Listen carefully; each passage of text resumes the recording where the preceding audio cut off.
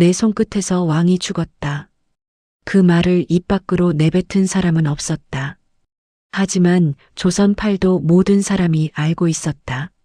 누가 이 나라의 판을 짰는지, 누가 살생부에 이름을 올렸는지, 누가 2명의 왕을 옥좌에 앉혔는지, 한 명의 조선 건국 이후 어떤 신하도 가지지 못했던 권력을 손에 쥔 남자, 2딸을 왕비로 만들고 2명의 왕을 직접 설계한 남자, 그리고 죽은 지 17년 뒤 무덤에서 꺼내져 목이 잘린 남자.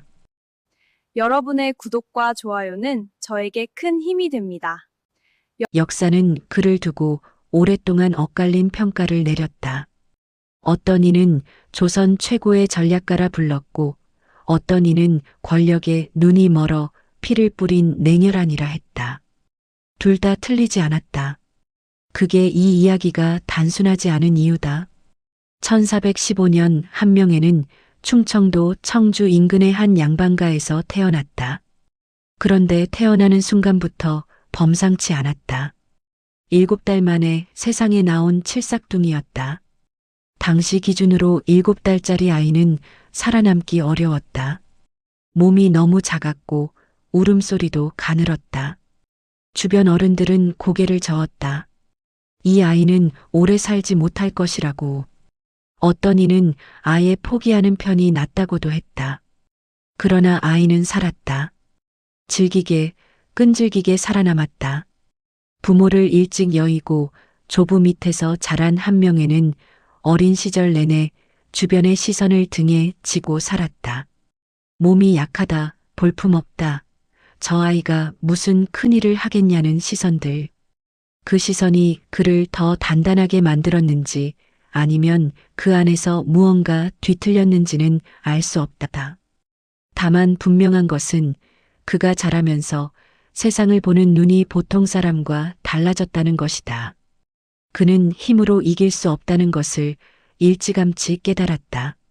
체력도 부족했고 무예도 남들만 못했다. 대신 그는 사람을 읽었다.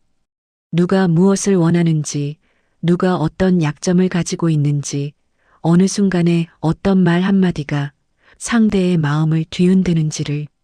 그 감각이 훗날 그의 가장 무서운 무기가 됐다. 과거 시험은 번번이 그를 외면했다. 조선에서 관직으로 가는 정도는 과거였다.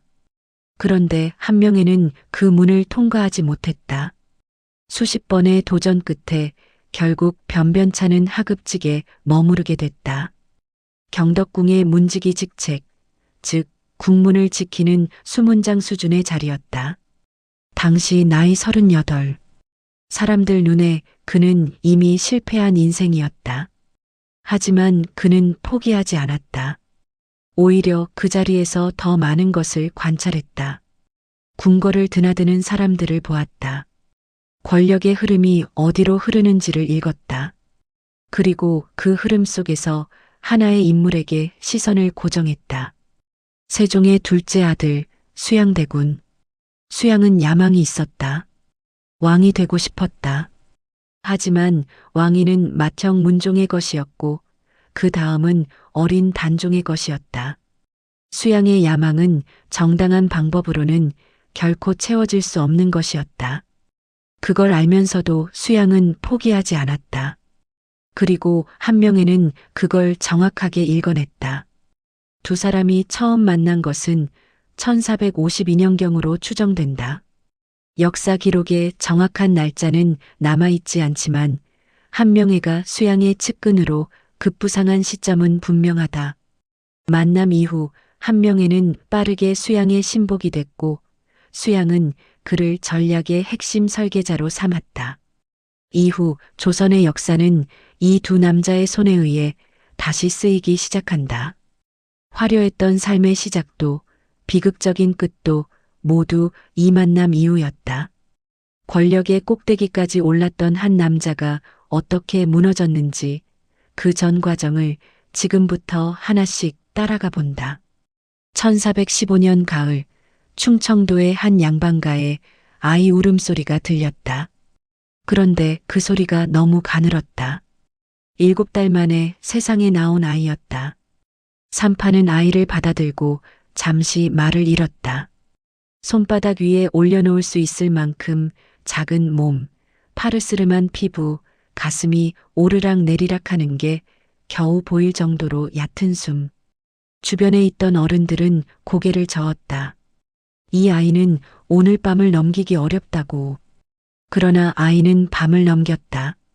다음 날도 그 다음 날도 살아있었다. 한명회의 본가는 청주안시다. 고려 말에서 조선초로 넘어오는 시기 그의 집안은 한때 나름의 명망이 있었다. 증조부 한수는 고려 말의 문신으로 기록에 이름이 남아있고 조부 한상질은 조선 초기에 관직을 지낸 인물이다. 가문의 뿌리 자체가 없지는 않았다. 그러나 한명회가 태어날 즈음 집안의 기세는 이미 많이 기울어 있었다. 화려했던 과거와 달리 현실은 초라했고 어린 한명회를 돌봐줄 든든한 울타리도 충분하지 않았다. 설상가상으로 그는 부모를 일찍 잃었다. 정확한 나이는 기록마다 차이가 있지만 어린 시절 부모가 세상을 떠났다는 것은 분명하다. 이후 그는 조부 한상질의 손에서 자랐다. 조부는 그나마 그를 거둬준 유일한 어른이었지만 조부 역시 오래지 않아 세상을 떠났다. 어린 한명회는 부모도 조부도 없이 홀로 남겨졌다. 조선 사회에서 부모 없는 아이는 서러웠다. 아무리 양반 가문의 자손이라 해도 집안에 힘이 없으면 그 이름은 아무 소용이 없었다. 한명회는 친척들 사이를 전전하며 자랐을 것으로 짐작된다. 역사 기록에 그 구체적인 정황이 상세히 남아있지는 않지만 그가 훗날 권력을 잡은 뒤 보여준 냉정함과 집요함은 이 시절의 경험과 무관하지 않을 것이다. 버려질 뻔했던 아이, 늘 주변의 동정과 무시를 받으며 자란 아이. 그 안에 무언가가 쌓이고 있었다. 체력은 늘 문제였다. 칠삭둥이로 태어난 탓인지 성장하면서도 몸이 유독 약했다. 또래 아이들과 달리기를 해도 뒤처졌고 힘을 겨뤄도 밀렸다. 당시 양반과 자제들에게는 문무를 함께 갖추는 것이 덕목이었다. 그런데 한명회는 무에서는 도무지 두각을 나타낼 수 없었다. 약한 몸, 초라한 집안, 보잘것없는 배경, 삼중의 약점을 안고 살아가야 했다. 그 약점이 오히려 그를 다른 방향으로 이끌었다. 힘으로 이길 수 없다는 것을 깨달은 아이는 다른 것에 집중하기 시작했다. 사람을 보는 것, 말의 흐름을 읽는 것, 어느 자리에서 어떤 말을 해야 상대가 움직이는지를 감각으로 익히는 것. 한명회는 책을 읽으면서 단순히 지식을 쌓은 게 아니라 사람과 권력의 작동 방식을 공부했다. 역사 속 인물들이 어떻게 살아남았는지, 어떻게 무너졌는지를 곱씹었다. 그는 특히 중국의 역사서를 즐겨 읽었다고 전해진다. 책사들의 이야기, 왕조의 흥망성쇠, 한 사람의 말 한마디가 나라의 운명을 바꾸는 장면들. 그 안에서 그는 자신의 역할을 상상했을 것이다. 칼을 든 장수가 아니라 장수를 움직이는 사람. 왕이 아니라 왕을 설계하는 사람. 그러나 현실은 냉혹했다. 총명함이 있어도 과거를 통과해야 세상이 그를 알아봤다.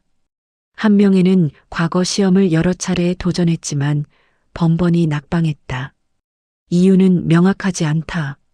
실력 부족이었는지 아니면 집안 배경의 한계였는지 어쩌면 그의 재능이 시험지 위에 답을 쓰는 종류가 아니었던 것인지도 모른다. 그가 가진 것은 논술 실력이 아니라 사람의 욕망을 꿰뚫어보는 감각이었으니까. 30이 넘도록 그는 변변한 직책 하나 없었다. 조선 사회에서 30 넘은 남자가 관직 없이 떠도는 것은 수치에 가까운 일이었다. 주변의 시선은 따가웠다. 가문도 없고 자리도 없고 내세울 것도 없는 남자. 하지만 그는 포기하지 않았다. 조용히 그리고 집요하게 기회를 기다렸다. 기다림은 사람을 두 가지로 만든다. 무너지거나 더 단단해지거나. 한 명에는 후자였다. 오랜 기다림 속에서 그는 세상을 더 넓게 보는 눈을 키웠다. 그리고 마침내 그 눈이 한 인물에게 고정되는 날이 찾아온다. 야망을 숨기지 못하는 조선 왕실의 왕자 한 사람. 그 만남이 모든 것을 바꿨다. 과거에 떨어진 횟수가 늘어날수록 주변의 시선은 점점 더 노골적으로 변해갔다. 양반 가문의 자손이라는 이름은 있었지만 그 이름을 뒷받침해 줄 것이 아무것도 없었다. 관직도 없고 재산도 없고 내세울 스승도 없었다. 30 중반의 나이에 그는 여전히 어디에도 속하지 못한 사람이었다. 그러나 한 명에는 그 시간을 허투루 쓰지 않았다. 그가 머물렀던 곳은 주로 한양의 변두리였다. 넉넉한 형편이 아니었으니 번듯한 집에 살 수 없었다. 하지만 오히려 그 덕분에 그는 다양한 사람들과 뒤섞여 살았다. 시장 상인들의 이야기를 들었고 하급 관리들의 불평을 귀 기울여 들었으며 양반가의 뒷담화도 놓치지 않았다. 그는 어디서든 조용히 앉아 사람들의 말을 들었다. 그리고 그 안에서 패턴을 찾았다. 누가 무엇을 두려워하는지, 누가 무엇을 탐내는지, 권력의 빈틈이 어디에 있는지를.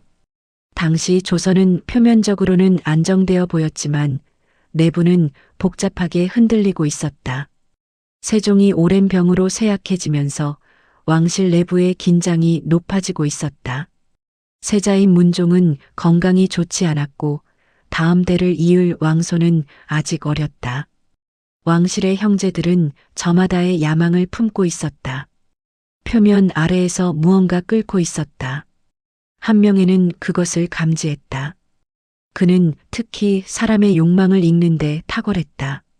상대가 원하는 것이 무엇인지를 파악하고 그것을 줄 수 있는 사람처럼 행동하는 것. 직접적으로 요구하지 않으면서도 상대가 먼저 다가오게 만드는 것. 이 기술은 책에서 배운 게 아니었다. 오랜 세월 약자의 자리에서 살아남으며 몸으로 익힌 것이었다. 기록에 따르면 한 명에는 관상을 볼 줄 알았다고 전해진다. 당시 관상은 단순한 미신이 아니라 사람의 인상과 태도, 눈빛과 말투를 종합적으로 읽는 일종의 심리 분석에 가까웠다. 그는 처음 만난 사람을 보고 그 사람의 됨됨이와 앞날을 짚어내는 것으로 주변에서 소문이 났다. 물론 그것이 신통한 예언 능력이었다기보다는 오랜 관찰로 다듬어진 예리한 인간 독해력이었을 것이다. 그 무렵 그는 권람이라는 인물과 가까워진다. 권람은 한명회보다 몇 살 아래였지만 집안 배경은 훨씬 탄탄했다. 권근의 손자로 조선 초기 문신 명문가의 후손이었다. 두 사람은 성격도 배경도 달랐지만 이상하게 잘 맞았다. 권람은 한명회의 안목을 높이 샀고 한명회는 권람의 인맥과 정보력을 활용했다. 이 우정은 단순한 친분을 넘어서 훗날 거사를 도모하는데 핵심적인 연결고리가 된다. 권람을 통해 한명회는 더 넓은 세계와 연결되기 시작했다. 단순히 한양 변두리에서 떠도는 낙방 선비가 아니라 조금씩 중심부의 정보와 인물에 접근할 수 있게 됐다. 그리고 그 과정에서 그의 눈에 들어온 이름이 있었다. 수양대군. 수양대군은 세종의 둘째 아들로 형 문종과는 달리 체격도 크고 무예에도 뛰어났다. 야심이 넘쳤고 사람을 끌어당기는 카리스마가 있었다. 하지만 그 야망은 갈 곳이 없었다. 왕위는 형의 것이었고 조선의 법도는 적장자 계승을 원칙으로 했다. 수양의 욕망은 출구를 찾지 못하고 안에서 부글거리고 있었다. 한명회는 그것을 정확하게 읽었다. 저 사람은 왕이 되고 싶다. 하지만 혼자서는 할 수 없다. 명분을 만들어줄 사람, 판을 짜줄 사람, 피를 뒤집어 쓰는 역할을 대신해줄 사람이 필요하다. 그리고 그 역할을 할 수 있는 사람은 잃을 것이 없는 사람이어야 한다. 한명회는 자신을 그 자리에 놓았다. 이것은 충동적인 결정이 아니었다. 수십 년의 기다림 끝에 수많은 사람을 관찰하고 권력의 흐름을 읽어온 끝에 내린 계산이었다. 성공하면 모든 것을 얻는다. 실패하면 목이 달아난다. 그 선택지 앞에서 한명회는 흔들리지 않았다. 이미 잃을 것이 없는 사람은 두려움도 달랐다. 칼보다 무서운 것은 머리라고 했다. 그 말이 맞다면 한명회는 그 시절 이미 조선에서 가장 무서운 무기를 갈고 있었던 셈이다. 두 사람이 처음 마주 앉은 자리가 어디였는지 정확한 기록은 남아있지 않다. 하지만 그 만남이 어떤 방식으로 이루어졌든 한 가지는 분명하다. 그 자리에서 두 사람은 서로가 필요한 존재라는 것을 즉시 알아챘다는 것이다. 야망을 가진 왕자와 그 야망을 현실로 만들 설계자. 조선의 운명은 그 순간부터 서서히 다른 방향으로 기울기 시작했다. 1452년 문종이 즉위한 지 2년 만에 세상을 떠났다. 재위 기간이 너무 짧았다. 뒤를 이은 것은 12살의 어린 단종이었다. 나이 어린 왕, 경험 없는 조정, 그리고 왕실 내부에 잠복해 있던 여러 야망들. 조선은 갑자기 흔들리기 쉬운 구조가 됐다. 수양대군은 기다렸다는 듯이 움직이기 시작했다. 그는 표면적으로는 충직한 왕숙의 모습을 유지했다. 어린 조카를 보필하는 왕실 어른으로서 예를 갖췄고 조정의 신하들에게도 예의 바르게 행동했다. 하지만 그 이면에서는 자신의 세력을 조용히 키우고 있었다. 무예가 출중한 무사들을 사저로 불러들였고 신뢰할 수 있는 측근들을 하나씩 포섭했다. 그 중심에 한명회가 있었다. 한명회가 수양의 사람이 된 경위에 대해 실록은 간략하게만 기록하고 있다. 다만 권람의 소개로 수양과 연결됐다는 것이 정설로 받아들여진다. 권람은 이미 수양의 측근 그룹에 가까이 있었고 한명회의 능력을 잘 알고 있었다. 그가 두 사람을 이어줬을 것이다. 첫 만남에서 수양은 한명회를 시험했다고 전해진다. 세상 돌아가는 형세를 어떻게 보느냐고 물었다. 한명회는 거침없이 답했다. 어린 왕을 둘러싼 신하들의 세력 다툼이 결국 왕실을 흔들 것이고 그 혼란을 잠재울 수 있는 사람은 왕실의 어른 중에서 나와야 한다고 돌려 말하지 않았다. 수양이 듣고 싶은 말을 정확하게, 그러나 수양이 먼저 말한 것처럼 구도를 짜서 전달했다. 수양은 그 자리에서 한명회를 곁에 두기로 결심했다. 이후 한명회는 수양의 사절을 드나들기 시작했다. 공식적인 직함은 없었다. 그저 수양과 가깝게 지내는 선비 정도로 알려졌다. 하지만 실제로 그는 수양의 모든 전략을 설계하는 핵심 참모였다. 누구를 포섭할지, 누구를 경계해야 할지, 거사를 일으키기 위해 어떤 명분이 필요한지를 한명회가 그렸다. 당시 조정의 실권은 황보인과 김종서가 쥐고 있었다. 두 사람은 단종을 보필하는 고명 대신으로 어린 왕 대신 국정을 이끄는 실질적인 권력자였다. 특히 김종서는 북방 여진족을 몰아낸 전설적인 무장 출신으로 조정 안팎에서 그 위세가 대단했다.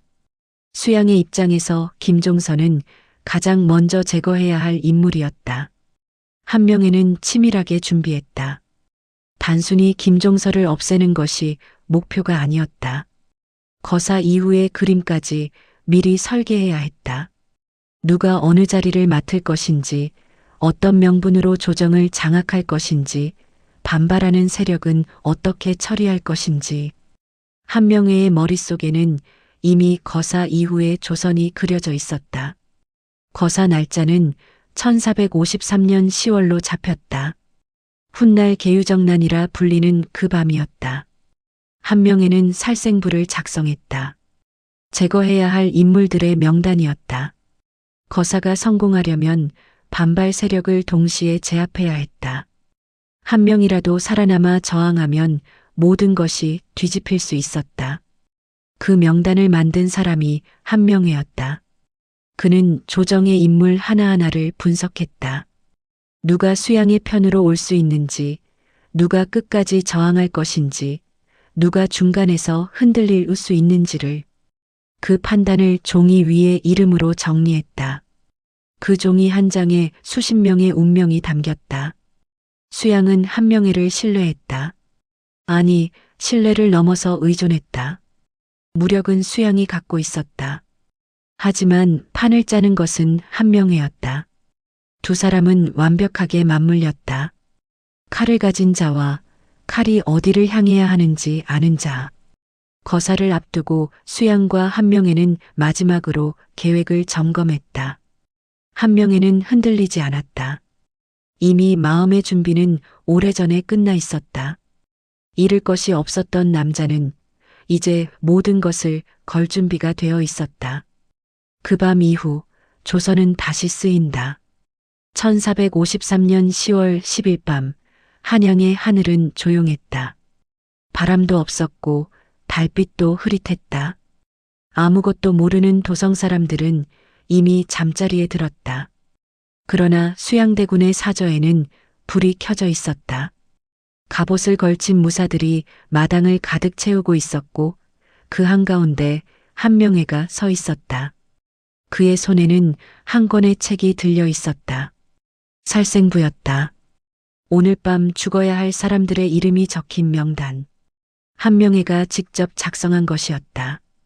이름 하나하나를 적을 때 그는 감정을 개입시키지 않았다. 이 사람이 살면 거사가 위태롭다. 이 사람은 포섭할 수 있다. 이 사람은 반드시 오늘 밤 안에 처리해야 한다. 오직 그 기준으로만 이름을 골랐다. 첫 번째 목표는 김종서였다. 김종서는 당시 예순이 훨씬 넘은 노신이었지만 그 위세는 조정 전체를 눌렀다. 북방에서 여진족을 몰아낸 무장 출신답게 기계가 넘쳤고 조정 안에서 그를 정면으로 거스를 수 있는 사람이 없었다. 수양의 입장에서 김종서는 가장 위험한 존재였다. 그를 살려두고 거사를 진행하면 반드시 역습이 온다. 수양은 직접 움직였다. 한밤중에 김종서의 집을 찾아갔다. 명부는 왕명을 전달하러 왔다는 것이었다. 김종서는 의심 없이 대문을 열었다. 왕실의 대군이 직접 찾아온 것을 거절할 이유가 없었다. 수양이 건넨 서찰을 읽으려는 순간 수양의 무사들이 달려들었다. 김종서는 그 자리에서 쓰러졌다. 역사서에는 수양이 직접 철퇴를 내리쳤다고 기록되어 있다. 김종서가 쓰러진 순간부터 그 밤은 폭풍처럼 빠르게 움직였다. 수양의 무사들은 살생부에 적힌 이름들을 향해 동시에 흩어졌다. 황보인, 이양, 조국관, 고명 대신들과 단종을 보필하던 핵심 신하들이 하나둘씩 제거됐다. 집에서 끌려나온 이들도 있었고 미처 상황을 파악하지 못한 채 당한 이들도 있었다. 그 밤 한양 곳곳에서 비명이 들렸지만 도성은 이미 수양의 무사들이 장악하고 있었다. 한명회는 사저에 남아 전체 상황을 조율했다. 어느 방면에서 저항이 있는지, 어느 쪽에서 합류 의사가 오는지를 보고받으며 다음 수를 지시했다. 그의 머릿속에는 이미 그 밤의 흐름이 설계되어 있었다. 돌발 상황이 생겨도 흔들리지 않았다. 미리 예상한 변수들이었다. 거사가 마무리된 것은 이튿날 새벽이었다. 살생부에 적힌 이름들은 대부분 그 밤을 넘기지 못했다. 일부는 유배됐고 일부는 나중에 추가로 처형됐다. 단종은 왕위를 지켰지만 이제 그를 보필할 신하들은 모두 사라졌다. 조정은 텅 비었고 그 빈자리를 수양의 사람들이 채우기 시작했다. 수양은 거사 직후 스스로 영의정부사, 이조판서, 병조판서를 겸직하며 조정의 모든 실권을 장악했다. 전례 없는 권력 집중이었다. 그리고 한 명에는 단번에 도승지에 임명됐다. 변변한 관직 하나 없이 수십 년을 떠돌던 남자가 하룻밤 사이에 왕의 최측근 비서 역할을 맡는 자리에 오른 것이다. 계유정난. 역사는 그 밤을 이 이름으로 기록한다. 수양대군이 권력을 잡기 위해 반대 세력을 제거한 정변. 그러나 그 밤의 설계자가 누구였는지는 역사를 조금만 깊이 들여다보면 분명하게 보인다. 살생부를 작성한 사람, 거사의 순서를 짠 사람, 각 인물의 생사를 분류한 사람, 모두 한 명이었다. 훗날 한 명에는 이 시기를 회고하며 담담하게 말했다고 전해진다. 나는 해야 할 일을 했을 뿐이라고. 그 말이 진심이었는지 아니면 후대를 의식한 말이었는지는 알 수 없다. 다만 분명한 것은 그 종이 한 장으로 조선의 권력 지형이 완전히 바뀌었다는 사실이다. 살아남은 자들은 새 질서에 복종했다. 저항한 자들은 사라졌다. 단종은 2년 뒤 왕위를 빼앗기고 영월로 유배됐다가 끝내 사약을 받는다. 그것도 한명회가 설계한 그림의 일부였다. 왕을 세우는 것만큼 왕을 지우는 것도 그의 손에서 이루어졌다. 조선 최고의 킹메이커는 그렇게 탄생했다. 계유정난이 끝나고 수양대군이 권력을 장악했을 때 한명회의 나이는 38이었다. 수십 년을 변두리에서 기다려온 남자에게 드디어 세상이 열렸다. 그런데 그것으로 끝이 아니었다. 한명회의 진짜 전성기는 이제부터 시작이었다. 1455년 수양대군은 마침내 조카 단종을 밀어내고 스스로 왕위에 올랐다. 세조였다. 즉위 과정은 형식적으로는 단종의 양위 형식을 취했지만 그것이 자발적인 것이 아니라는 사실을 당시 조선 사람 누구도 몰랐을 리 없다. 왕위 찬탈. 그것을 가능하게 만든 설계자가 한명회였고 세조는 그 빚을 잊지 않았다. 세조는 한명회를 전례 없는 방식으로 예우했다. 공신 책봉에서 한명회는 정난공신 1등의 이름을 올렸고 이후 좌익공신 1등까지 더해졌다. 두 차례의 1등 공신. 조선 역사에서 손에 꼽히는 기록이었다. 관직도 빠르게 올랐다. 이조판서를 거쳐 우의정, 좌의정, 그리고 마침내 영의정까지. 조선의 모든 신하 중 가장 높은 자리였다. 하지만 한명회가 진정한 권력의 정점에 오른 것은 관직 때문만이 아니었다. 그는 두 딸을 왕실로 보냈다. 첫째 딸은 세조의 아들 훗날 예종이 되는 세자에게 시집을 보냈다. 장순왕 후였다. 그리고 둘째 딸은 세조의 또 다른 왕자 훗날 성종이 되는 자상군에게 보냈다. 공해왕 후였다. 두 딸이 모두 왕비가 된 것이다. 왕의 최측근 신하이자 두 명의 왕의 장인. 조선 역사에서 이런 사람은 없었다. 전무후무한 일이었다. 한명회는 단순한 신하가 아니라 왕실과 혈연으로 얽힌 존재가 됐다. 그의 권력은 관직이 바뀌어도 흔들리지 않는 구조가 된 것이다. 세조 재위 기간 동안 한명회의 영향력은 조정 전체를 덮었다. 인사권을 쥐고 있었으니 관리들은 그의 눈밖에 나는 것을 두려워했다. 군사권에도 관여했으니 무장들도 그를 함부로 대하지 못했다. 외교 문서에도 그의 흔적이 있었고 왕실의 주요 결정에도 그의 의견이 반영됐다. 조선이라는 나라가 사실상 두 개의 머리로 움직이고 있었다. 하나는 왕이고 하나는 한명회였다. 그의 사전은 권력의 또 다른 중심지였다. 관직을 원하는 사람, 억울함을 호소하려는 사람, 줄을 대려는 사람들이 끊임없이 드나들었다. 조정에서 해결되지 않는 일도 한명회의 집을 거치면 풀린다는 말이 공공연하게 돌았다. 그것이 과장이 아니었다. 실제로 그만큼의 힘이 그에게 있었다. 주변에서는 그를 두려워하면서도 가까이 하려 했다. 한 명의 심기를 건드리면 관직이 날아간다는 것을 알고 있었기 때문이다. 반면 그의 눈에 들면 파격적인 발탁이 이루어지기도 했다. 그는 그 줄을 능숙하게 쥐고 흔들었다. 칭찬과 견제를 적절히 섞어가며 자신의 세력을 조정 곳곳에 심었다. 1468년 세조가 세상을 떠나고 예종이 즉위했다. 예종은 한명회의 사위였다. 왕이 바뀌었지만 한명회의 위치는 흔들리지 않았다. 오히려 더 공고해졌다. 장인이 신하로서 왕을 보필하는 구도. 예종은 어린 나이에 왕위에 올랐고 경험이 부족했다. 한명회는 그 빈틈을 자연스럽게 채웠다. 그러나 예종의 재위는 짧았다. 즉위한 지 1년 2개월 만에 21살의 나이로 세상을 떠났다. 후사가 없었다. 왕위 계승 문제가 갑자기 불거졌다. 조정이 술렁였다. 이 순간에도 한명회는 빠르게 움직였다. 그는 자신의 또 다른 사위, 자상군을 왕으로 밀었다. 당시 자상군은 왕위 계승 서열에서 첫 번째 순위가 아니었다. 그러나 한명회는 대비와 조정 대신들을 설득했고 자상군이 왕위에 오르는 것을 관철시켰다. 성종이었다. 두 번째 왕을 만든 것이다.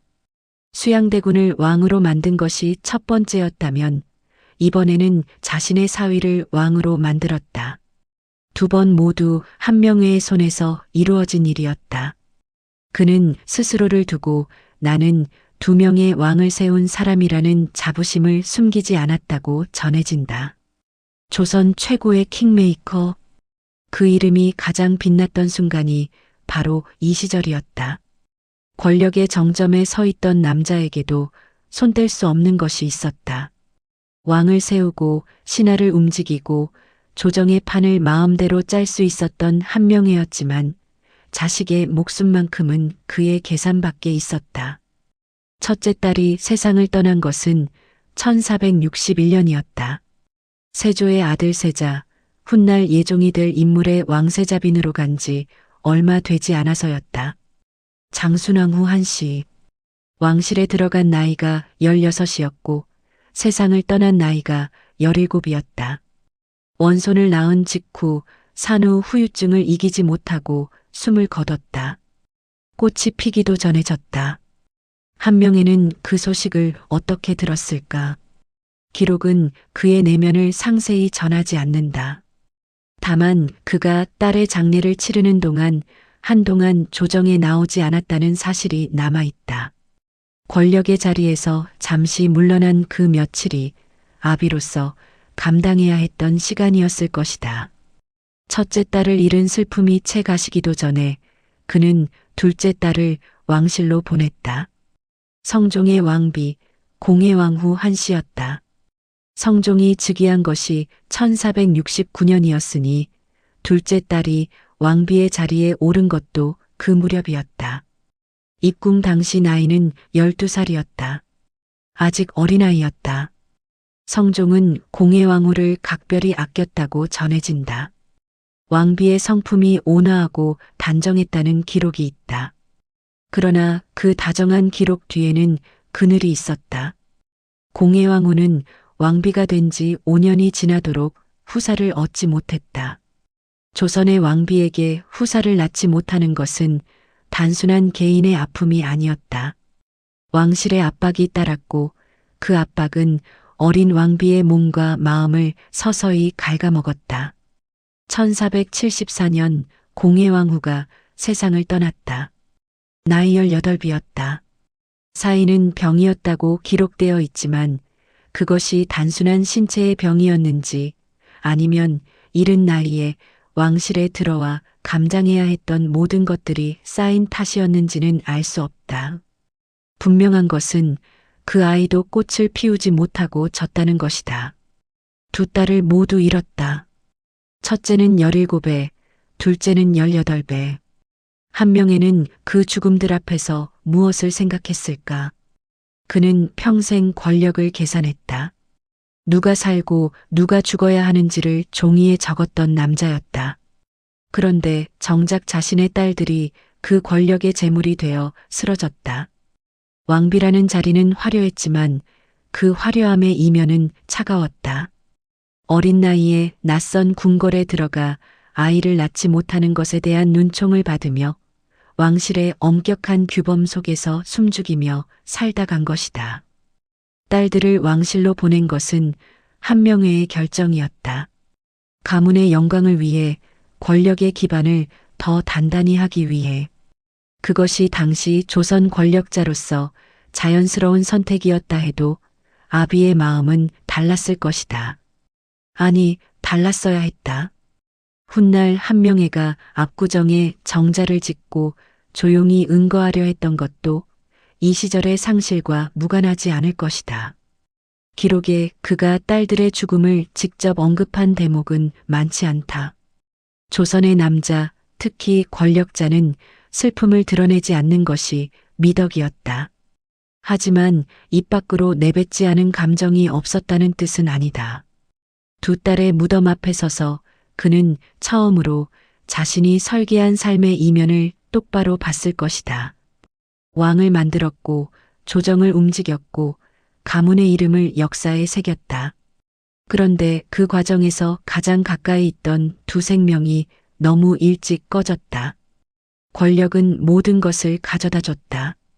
그러나 두 딸의 어린 나이만큼은 돌려주지 않았다. 그 사실이 한명회를 얼마나 무너뜨렸는지는 기록으로 남아있지 않다.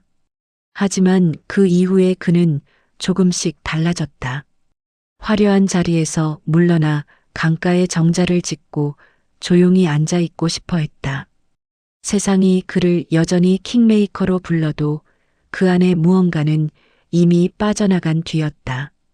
아비가 설계한 영광이 두 딸에게는 짧은 생의 끝이었다. 그것이 한명회가 권력의 정점에서 내려다본 가장 잔인한 진실이었다. 한강 북쪽 언덕에 정자 하나가 들어섰다. 강물이 내려다 보이는 자리였고 바람이 시원하게 불어오는 곳이었다. 한명회는 그곳을 압구정이라 이름 붙였다. 갈매기와 벗하며 지내는 정자라는 뜻이었다. 세상의 모든 것을 내려놓고 강물을 바라보며 여생을 보내고 싶다는 마음이 담긴 이름이었다. 그러나 현실은 그 이름과 달랐다. 압구정은 조선에서 가장 화려한 정자 중 하나였다. 규모가 컸고 장식이 호화로웠으며 그 안에서 벌어지는 연회는 당대 최고 수준이었다. 고위 관료들이 드나들었고 명나라 사신들도 그곳을 찾았다. 강 위에서 배를 띄우고 음악을 들으며 술을 마시는 풍경이 이어졌다. 세상을 등지겠다는 이름과 권력을 과시하는 실제 모습 사이에 간극이 컸다. 성종은 압구정의 사치스러운 규모를 두고 한명회를 직접 지적했다. 신하의 집이 너무 크고 화려하다는 것이었다. 성종은 온화한 왕이었지만 이 문제에서만큼은 물러서지 않았다. 신하가 왕보다 더 호화로운 생활을 하는 것은 조선의 법도에 어긋난다는 원칙의 문제였다.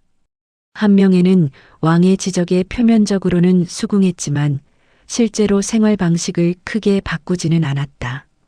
그 무렵 압구정에는 또 다른 사건이 있었다. 명나라 사신이 조선을 방문했을 때 한명회는 사신을 압구정으로 초대해 연회를 베풀었다. 그런데 그 자리에서 그는 궁중 음악과 기녀들을 불러들였다. 문제는 그것이 왕실의 허락 없이 이루어진 일이었다는 점이다. 왕의 사신을 신하의 집에서 왕실 규격의 예우로 접대한 것. 조선의 예법 체계에서 이것은 명백한 월권이었다. 성종은 이 일로 한명회를 강하게 질책했다. 단순한 예절의 문제가 아니라 신하의 분수를 넘어선 행동이라는 것이었다. 한명회는 사죄했다. 그러나 그 사죄가 진심 어린 반성이었는지 아니면 상황을 넘기기 위한 형식적인 몸짓이었는지는 알 수 없다. 그는 평생 권력의 중심에서 살아온 사람이었다. 그 관성은 쉽게 꺾이지 않았다. 주변 사람들은 압구정을 바라보며 두 가지 감정을 동시에 가졌다. 하나는 부러움이었고 하나는 두려움이었다. 저렇게까지 할 수 있는 사람이라는 감탄과 저 사람이 언젠가 저 화려함 때문에 무너지겠다는 불안이 공존했다. 실제로 한명회의 말년은 화려함 속에서도 점점 고독해지고 있었다. 두 딸을 잃었고 함께 거사를 도모했던 동지들도 하나둘 세상을 떠났다. 권람은 이미 오래전에 눈을 감았다. 세조도 없었다. 자신을 알아봐 주었던 사람들, 함께 조선을 뒤집었던 사람들이 사라진 자리에 한명회 혼자 남아 있었다. 성종은 젊고 총명한 왕이었다. 처음에는 한명회를 예우했지만 시간이 지나면서 거리를 두기 시작했다. 성종은 스스로 국정을 이끌고 싶어 했다. 신하에게 의존하는 왕이 아니라 신하를 이끄는 왕이 되고자 했다. 그 의지가 강해질수록 한명회의 영향력은 자연스럽게 줄어들었다.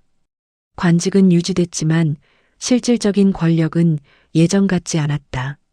한명회는 그것을 느꼈을 것이다. 권력의 냄새에 누구보다 예민한 사람이었으니까. 자신을 중심으로 돌아가던 세상이 서서히 다른 방향으로 움직이고 있다는 것을, 그가 설계한 왕이 이제는 그의 그늘에서 벗어나려 한다는 것을, 압구정에 앉아 강물을 바라볼 때 그의 머릿속에 무엇이 지나갔을까?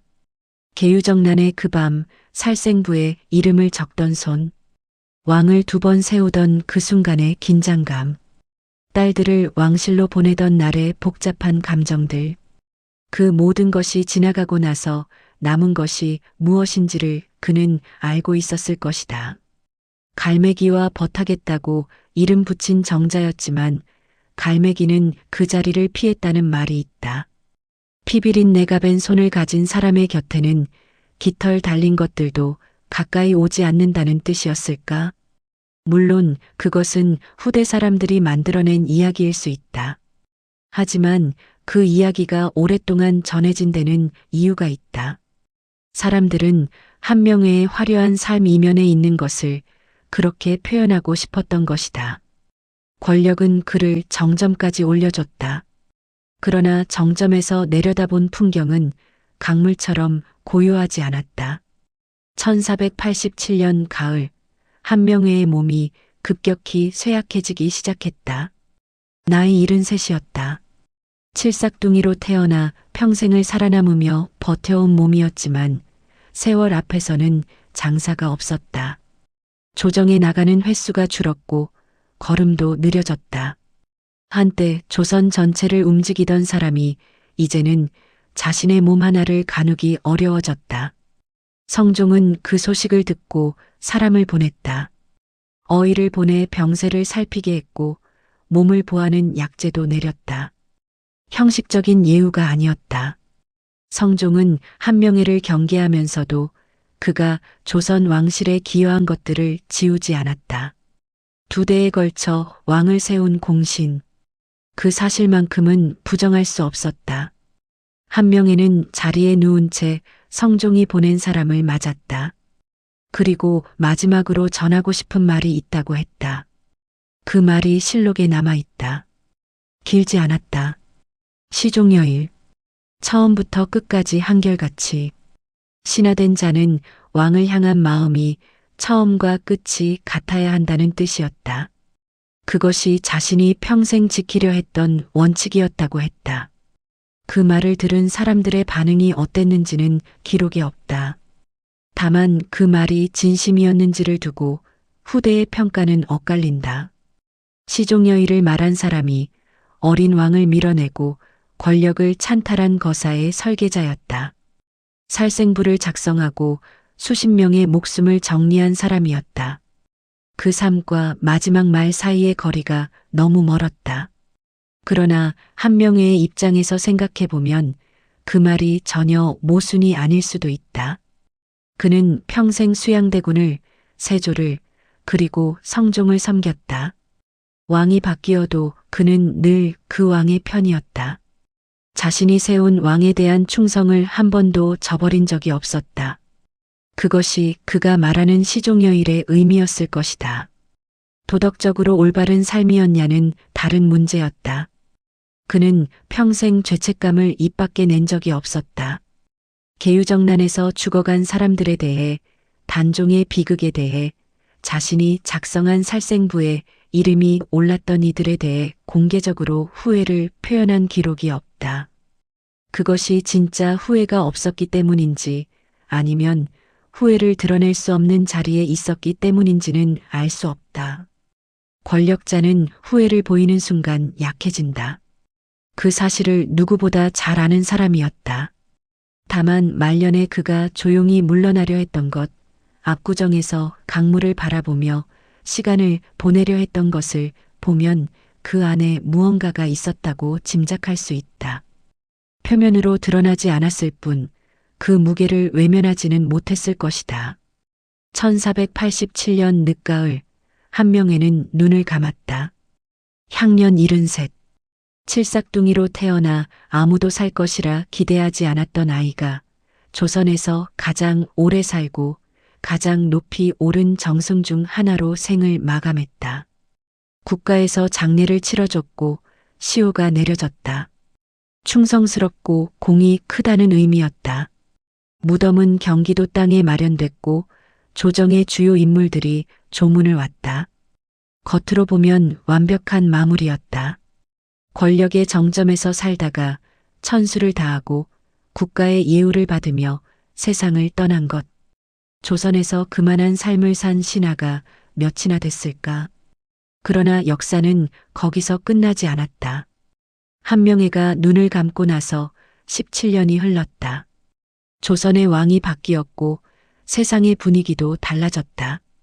그리고 1504년 연산군 재위 시절 갑자사화가 일어났다. 연산군은 어머니 윤 씨의 폐위와 죽음에 관련된 인물들을 찾아 처벌하기 시작했다. 그 과정에서 이미 세상을 떠난 사람들도 예외가 아니었다. 한명회의 이름이 그 명단에 올랐다. 살아있을 때 권력으로 막을 수 있었던 일들이 죽고 나서는 막을 방법이 없었다. 무덤이 파헤쳐지고 시신이 꺼내졌다. 그리고 목이 잘렸다. 부관참시였다. 죽은 자에게 내리는 가장 가혹한 형벌. 그의 목은 저작거리에 걸렸다. 시종여일을 말했던 그 입이 죽은 뒤에야 그 대가를 치렀다. 1504년 봄 한양 저작거리에 잘린 목 하나가 내걸렸다. 이미 17년 전에 죽은 사람의 것이었다. 살아있을 때는 아무도 건드리지 못했던 사람. 2명의 왕을 세우고 영의정을 지내고 2딸을 왕비로 만들었던 사람. 그 사람의 목이 썩은 채로 꺼내져 군중 앞에 걸렸다. 지나가던 사람들은 그 앞에서 발걸음을 멈췄다. 누군가는 고개를 돌렸고 누군가는 오래 바라봤다. 저것이 한명회의 최후라는 것을 아는 사람들은 말이 없었다. 권력이 끝내 무엇을 남기는지를 눈앞에서 보고 있었으니까. 갑자사화는 연산군이 자신의 어머니 패비윤 씨의 죽음에 관여한 인물들을 처벌한 사건이었다. 연산군의 분노는 살아있는 자들에게만 향하지 않았다. 이미 세상을 떠난 자들도 파헤쳐졌다. 한명회는 패비윤 씨의 폐위 과정에 동조했다는 이유로 명단에 올랐다. 실제로 그가 어느 정도로 관여했는지에 대한 기록은 명확하지 않다. 하지만 연산군에게 그것은 중요하지 않았다. 그 시절 권력의 중심에 있었다는 사실 자체가 죄였다. 무덤이 파헤쳐지는 순간 한명회가 평생 쌓아온 모든 것이 의미를 잃었다. 공신의 지위도 시호도 국가의 예우도 죽은 뒤에 받은 것들은 살아있는 자들의 결정에 의해 얼마든지 뒤집힐 수 있었다. 권력은 살아있을 때만 유효했다. 그것이 한명회의 무덤이 가르쳐준 첫 번째 진실이었다. 부관참시 이후 한명회의 이름은 한동안 금기에 가까웠다. 그를 옹호하는 것도 그의 공적을 거론하는 것도 조심스러웠다. 연산군이 왕위에 있는 동안 그것은 위험한 일이었다.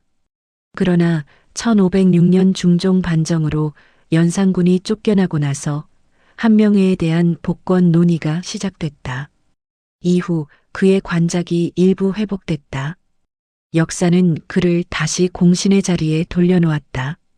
그러나 저작거리에 걸렸던 그 목의 이미지는 지워지지 않았다. 복권이 되어도 관작이 돌아와도 사람들의 기억 속에 한명회는 두 가지 모습으로 남았다. 조선 최고의 킹메이커와 무덤에서 꺼내진 목. 그 두 가지가 한 사람의 이야기였다. 한명회의 삶을 길게 들여다보면 그것이 단순히 한 개인의 흥망성쇠가 아니라는 것을 알게 된다. 그의 이야기는 권력이 무엇인지, 그것을 잡기 위해 치러야 하는 대가가 무엇인지를 보여주는 거울이다. 그는 탁월했다. 사람을 읽는 능력, 판을 짜는 능력, 기회를 포착하는 능력. 이 모든 것이 당대 최고 수준이었다.